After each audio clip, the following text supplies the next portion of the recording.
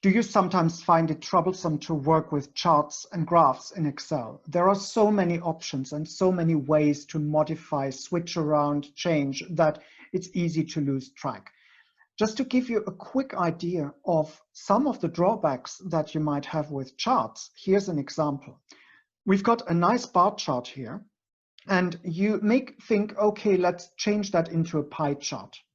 You would select the chart, and then in the chart design menu, there's change chart type, which is perfectly simple. You select a pie chart, and this is what you get.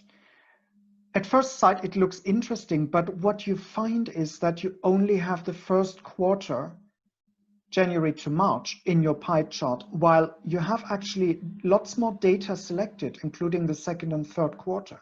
Where have they gone? Actually, if you look at select data, you'll find that all of them are still here, but they don't show up because the pie chart doesn't have the capacity to show multiple categories at once. So that's something to know.